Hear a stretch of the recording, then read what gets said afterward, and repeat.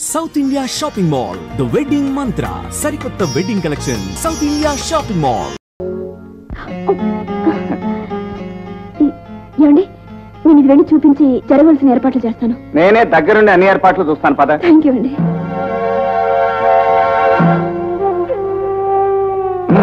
త్వరగా ఎక్కించండి.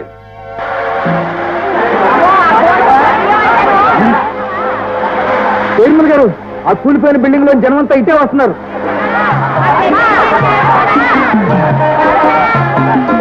ఆ సామాన్ లోపల పెట్టేసి డోర్ మూసేసి వారిని బయటికి తీసుకోండి.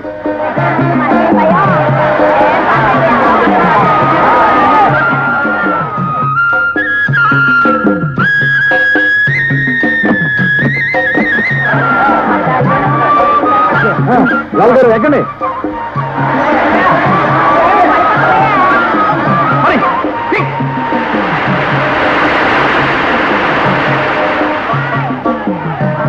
ఆగండి ఆగండి ఆగండి.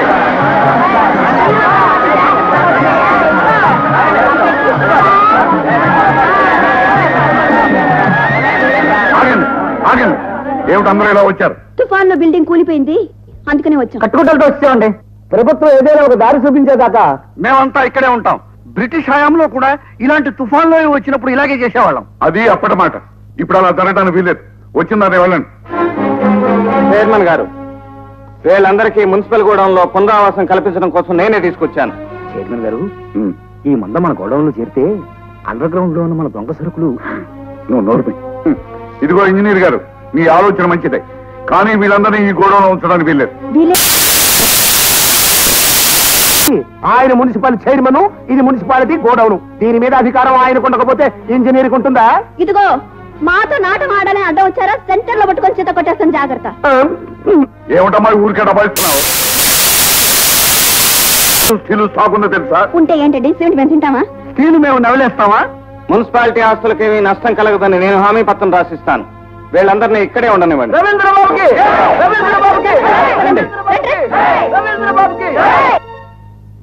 చిచి, ఈ కూర ఎలాగైనా ఉంటాం, ఈ భోజనం కుక్కలు కూడా తినవు. చాలా ఊరుకోండి, మీరు ఇలా అంటారనే ఈ కూర పక్కింటి స్టూడెంట్ కురోడికి పెడితే పళ్ళెం కూడా నాకేశాడంట.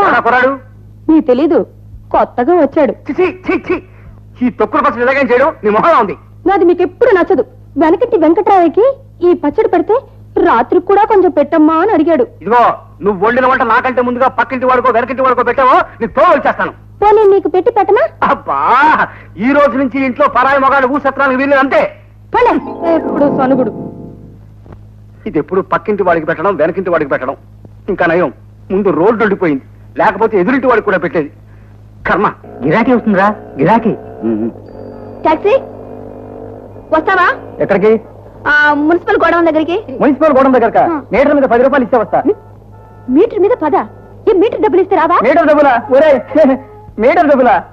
ఊరికి కొత్త ఏమయ్యా, ఎగతాళిగా ఉందా? సర్లే, ఎలా అమ్మా? నా దగ్గర పెట్టుకోవద్దు, సెంటర్ లో పట్టుకొని చేత కొట్టేస్తాను, జాగ్రత్త. పద వేరే టాక్సీ దగ్గరికి వెళ్దాం. సరే పద. పొద్దునే మంచి దారిని తగిలింది. ఏమయ్యా, వస్తావా? ఆడు చెప్పాడుగా మీటర్ మీద 10 రూపాయలు ఇస్తే వస్తానని. నేను అంతే. ఎక్కడ దొరికారయ్యా నాకు? చాలే, ఎలా అమ్మా? పొద్దునే మంచి గిరాకీరా. టాక్సీ వస్తావా? మీటర్ మీద 10 పెడతావా? సరే పెడతాను, పద. అయితే సిట్టు సనేసి పద. మరి మోటో కిలో పుట్టు. సరైన గిరాకిరా. నగర్ గారా, ఇక్కడే ఆపండి ఆపండి. తాపుతా. డౌను డౌన్ బాబు. ఏమన్నా డ్రైవర్ గారు వెనకాల కలుపుతారు మళ్ళా? తీస్తా.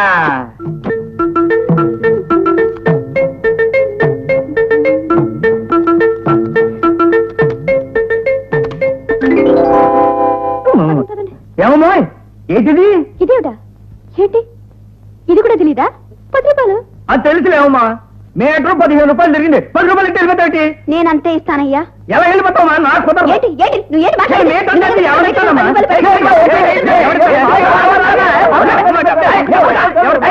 బాబు, మీ నాయన చెప్పండి, పెద్ద మనుషులుగా ఉన్నారు. ఆ కోర్టు ఎక్కువ మాక.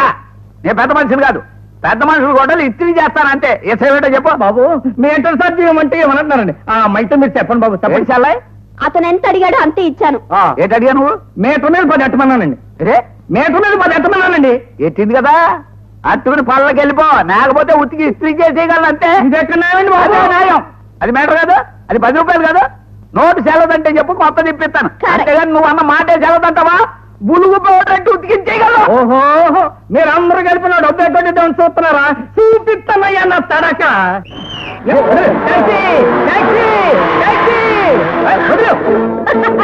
చూసారా మన తడక? మర్యాదగా మీరు ఇవ్వాల్సిన డబ్బులు ఇస్తే సరే సరే, లేకపోతే ట్యాక్సీలు బంద్, ట్రాఫిక్ బంద్, మీరు ఇక్కడ బంద్. మీటర్ డబ్బులు ఇవ్వమంటే వినండి సార్. అబద్ధం, అతను మీటర్ డబ్బులు అడగలేదు. మీటర్ మీద 10 పెట్టమన్నాడు. అదిగో మీటర్ మీద 10 పెట్టాను. చూడమ్మాయి, విషయం అర్థమైంది. డ్రైవర్ ఏదో పొరపాటుగా అన్నాడు. అతను మీటర్ డబ్బులు అతనికి ఇచ్చి వెళ్ళిపోతాడు. నేను ఇవ్వను. ఇవ్వకపోతే రోడ్డు మీద ట్యాక్సీలు కదలవు. ట్యాక్సీ ఇవ్వాలా? జిందాబాద్. అమ్మాయి, ట్రాఫిక్ జామ్ అవుతుందమ్మా. అవ్వనివ్వండి. ఇక్కడ జరిగింది మీకు నాకే కాక అందరికీ తెలుస్తుంది. పోనీ నువ్వేనా వెళ్ళవయ్యా? నేను వెళ్ళండి. నిరాహార దీక్ష చేసినా సరే డబ్బులు ఇచ్చుకుంటానండి. ట్యాక్సీ డ్రైవర్ల కోరికలు నెరవేరాలి. ఏంటి నాసా చెల్లమ్మా, నువ్వు చెప్పాల్సింది చెప్పావు కదా, ఇంటికి వెళ్ళిపోచ్చి ఆ 10 వద్దంట. ఏంటి సరే ఇది? డ్రైవర్ మీద చేయి చేసుకుందాం అనుకుంటే వీళ్ళు సిటీ బంద్ అంటారు. పోనీ ఆ పిల్లనే దబాయిద్దాం అనుకుంటే అసలే ఆడవాళ్ల మీద అత్యాచారాలంటూ మా డిపార్ట్మెంట్ మీద బురద జరుగుతారు. ఈ పరిస్థితుల్లో నేనే డబ్బులు తీయడం మంచిది.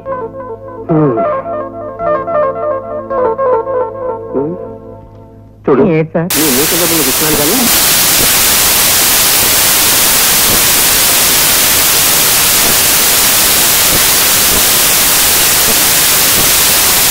నువ్వు కాలేజీకి వెళ్ళి ఎన్ని రోజులైంది?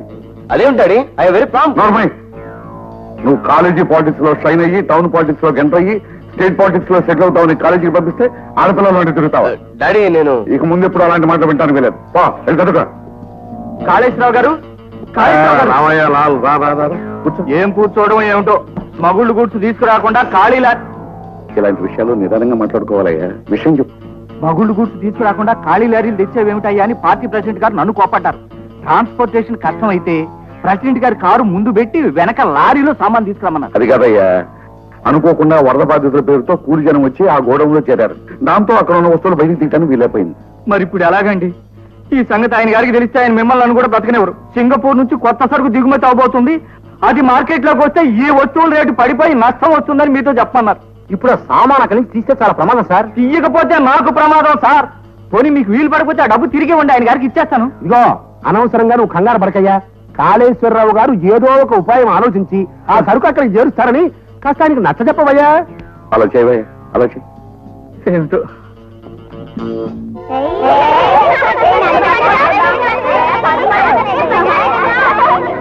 చాలా మంది జనం ఉన్నట్టున్నారు. మనం అనుకున్నట్టు చేయగలమంటావా?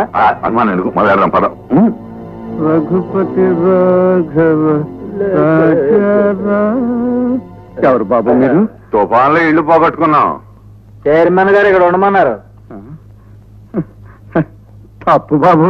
గాంధీ గారు పుట్టిన ఈ దేశంలో బ్రాందీ తాగడం చాలా నేరం బాబు. చూడండి బాబు, గాంధీ గారు ఏమన్నారో తెలుసా? ఒక చెంప మీద కొడితే రెండో చెంప చూపించమన్నారు. ఏది చూపించు? కాలానుగుణంగా గుణాలు కూడా మారుతాయని తెలియక 2 చెంపలు పాల్గొట్టించుకున్నాను. ఎవరో గొడవ చేయడానికి వచ్చారు చూడు. రేయ్, ఎవరా మీరు?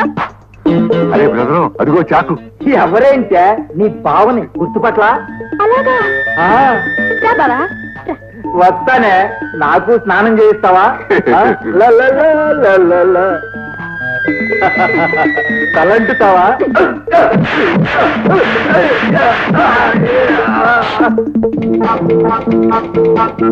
శాంతి శాంతి శాంతి ఏంటని నాతో పెట్టుకున్నారంటే సెంటర్ లో పట్టుకొని చేత కొట్టేస్తాను. జాగ్రత్త. ముందు నిన్ను చేత కొడతానే.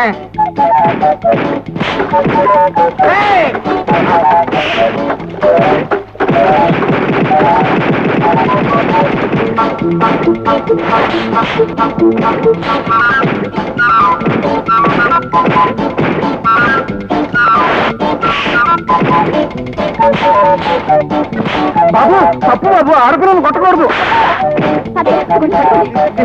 ఈ దేశానికి స్వతంత్రం ఎందుకు తెచ్చానని బాధపడుతున్నానమ్మా. మీరు తీరిగా కూర్చొని బాధపడండి, నీలోగా వాళ్ళ సంగతి చూస్తాను. జాగ్రత్తమ్మా.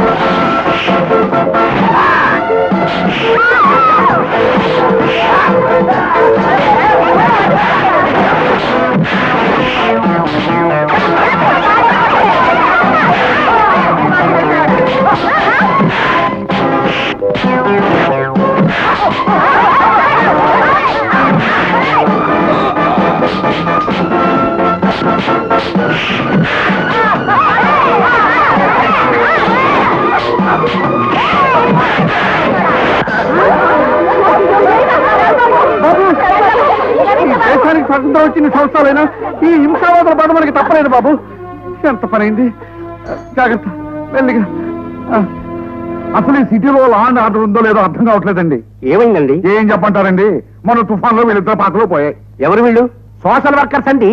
వీళ్ళ దెబ్బలు తిన్నారు కదా, రౌడీ షేపులు వచ్చినాయి. బాధితులందరికీ ఇంజనీర్ గారు మున్సిపల్ గోడౌన్స్ లో ఆశ్రయం ఇచ్చారా, మీ ఇద్దరు కూడా వెళ్ళి అక్కడ ఉండండి రా అన్నాను. అది అదో పెద్ద నేరం చేసినట్టు వీళ్ళిద్దరిని ఎత్తిన శటకోపం పెట్టారండి. ఎవరు?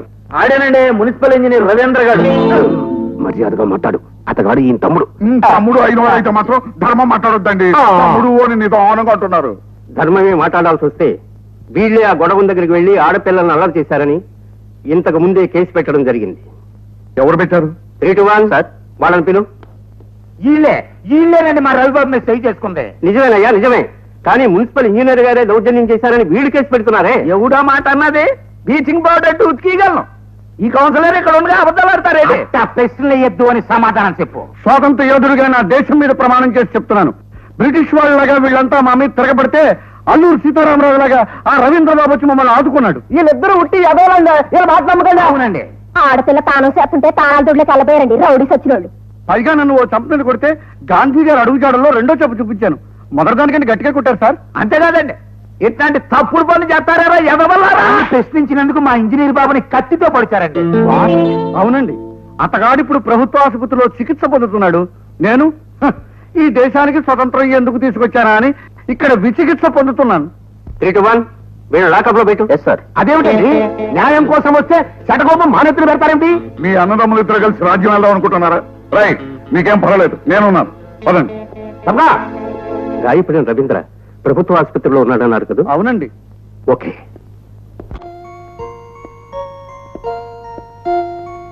Excuse me. మీరా? ఆగండి, ఎందుకు వచ్చారు లోపలికి?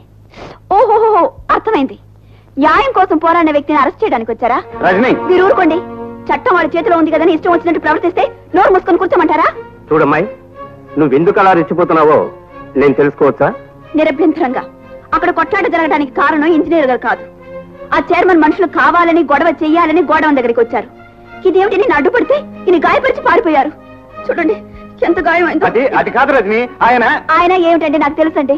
అన్న చైర్మన్ గారు ఏజెంట్. డబ్బు గల వాళ్ళని చూసి భయపడే పోలీసు మిమ్మల్ని అరెస్ట్ చేయడానికి వచ్చారు, అంతే కదా? సరేనమ్మాయి, నేను చైర్మన్కి ఏమవుతానో చెప్పావు. ఇంతకీ అతను నీకేమవుతాడు? ఏమవుతారా? ఈయన నాకేమవుతారా? రజనీ, ఊరుకోండి, మీరు ఎందుకు కంగారు పడతారు?